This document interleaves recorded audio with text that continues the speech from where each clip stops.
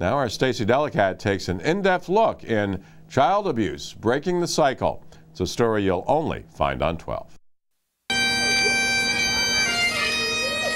Kyle Smith, Alicia Ragu, Janelis Jimenez, Alejandra Vasquez.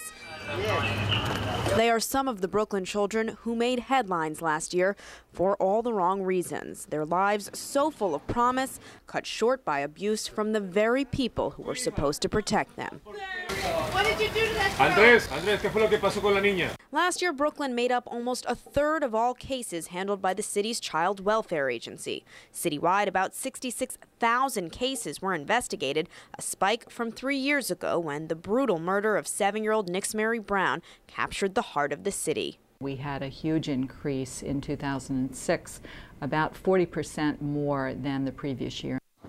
Seeing kids being killed every day on the news, or you open a newspaper, that's something really touching to me. The headlines hit especially close to home for Andre Carmichael and his sister Sabrina, themselves once victims of severe abuse growing up in Brownsville. It's something you can never forget. The pain will never go away. The mental anguish will never go away. The Carmichaels have put their story into a book that they hope will help other victims of abuse. Their advice may now be needed more than ever. With the economy spiraling downward, there is fear that abuse could become even more widespread. In fact, studies show a clear link between poverty and cases of abuse and neglect. Families that are under a lot more pressure and stress because of their economic situation leads some families to take it out on the people in the family who are the most defenseless, and that's children. Researchers say when unemployment has increased dramatically in the past, so have cases of child abuse. Now groups that serve victims of abuse, like Safe Horizons in downtown Brooklyn, are bracing for the worst. My gut is that probably we're going to see these numbers rise over time. More cases of abuse equal more stories of childhoods destroyed. Up next, a story of abuse unlike any other. You won't want to miss it. I'm Stacey Delikat. Stay tuned. Stick around. Stacey will be back with part 2 in just 3 minutes. Imagine growing up in fear of the next punch or slap. The brother and sister we're about to hear from lived through far worse than that. In part 2 of this special report, our Stacey Delikat brings us a story of abuse and a look at what drives parents to it.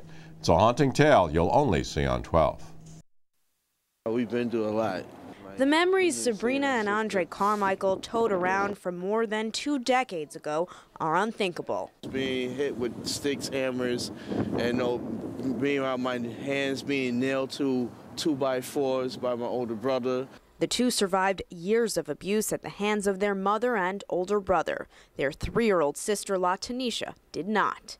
In 1979, Sabrina was witness to the fatal blow that killed her baby sister. She fell unconscious and she never woke up and cried again. Sabrina was warned to stay quiet, and so this family secret remained literally hidden. LaTanisha's body entombed in this trunk behind a sealed closet door for 20 years. It would be 2000 when Madeline and Gregory Carmichael were finally convicted of murdering the 3-year-old.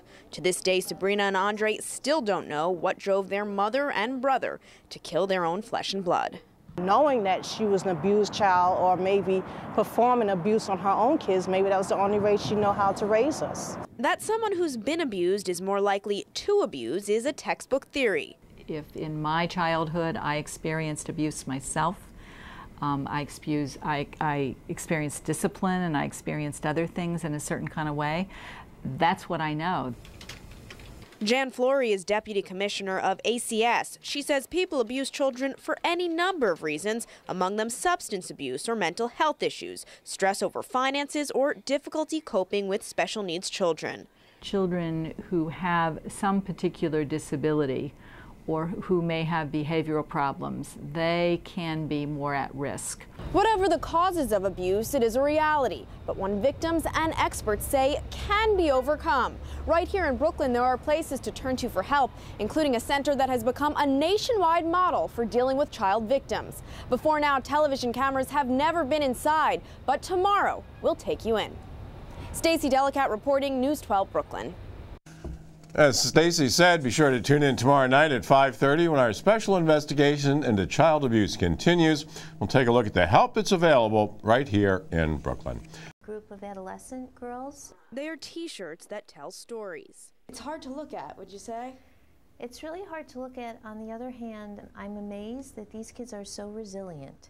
More than 2,000 victims of child abuse come through the doors of the Jane Barker Brooklyn Child Advocacy Center every year. These centers only deal, again, with very, very severe physical abuse cases and sexual abuse cases. The center is run by Safe Horizons and was the first in the country to have every service and partner agency under one roof, from an on-site medical office to an ACS bureau to its own police squad. When you have all of these different partner agencies together in one place, we don't have to have the child retell their story over and over again. The treatment process begins here, in an interview room with specialists watching.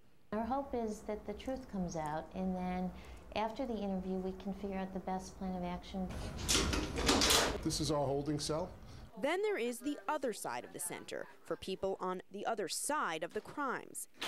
The police squad unit here makes up to 400 arrests a year. Detectives have found confessions are common when an alleged perpetrator knows their victim is just on the other side of the building. We range in cases anywhere from investigating a spanking all the way to very heinous child abuse. And words can't describe some of the victims that are seen here, as well as some of the perpetrators that come through here. But eventually, there's the calm after the storm. This trauma, you know, will they ever forget this? Probably not.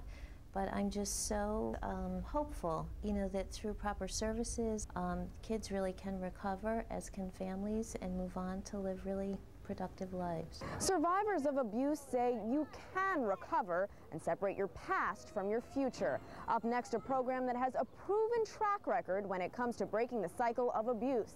I'm Stacey Delikat. Stay with us. And stick around. Stacey will be back to tell us all about that program in just 3 minutes. Experts say someone who's been abused is more likely to abuse, but that doesn't have to be the case. Help is out there, dedicated to breaking that vicious cycle. News 12's Stacey Delikat introduces us to one of those programs in the final part of this special report you'll only see on 12. How are you? Hi. Today, Sabrina Carmichael is a mother herself, and her brother Andre a father. Their children live seemingly normal lives, but Sabrina is quick to admit that after decades of living through abuse at the hands of her mother and older brother, and seeing her own baby sister beaten to death, parenting didn't come easily for her. I went to parenting class, I've been in counseling, so I went and took those measurements so my kids would not be victims of my past. Abuse and neglect can get passed down from generation to generation, or it can stop, something child abuse survivor Sidani Patton is testament to. Someone in my family, someone have to break the trend, wherein I know I'm going to be the one that breaks the trend with my child. That's good. Bravo. You know, cheering him, letting him know that he's doing something good. Maggie Joseph has been Sidani's personal parenting guru. We try to help the mother to build a strong support system that can be there for them. Maggie is part of the Nurse Family Partnership, a program now serving 1,800 low-income, first-time moms across New York City, and a program with proven results. The Nurse Family Partnership boasts a 48% reduction in child abuse and neglect and 72% fewer convictions among mothers. My job is to create a climate of possibility. Yes, you can be a good mother. Yes, you don't have to continue with that cycle. And those who have lived through it will tell you, you can recover from abuse. Speak about it. Find someone to talk about it, and the more you talk about it, it's the better you feel. Listen, you know, you can overcome and get strength within this. I mean, don't let it break you down. The survivors of abuse, the experts who treat them, the city agencies who keep track of their cases, all agree on one thing. If you are being abused or know someone who is, speak up. Let those who are trained to take action. You could save a life. For News 12 Brooklyn, I'm Stacey Delikat. To learn more about the resources Stacey reported on, just log on to our website for the links. And if you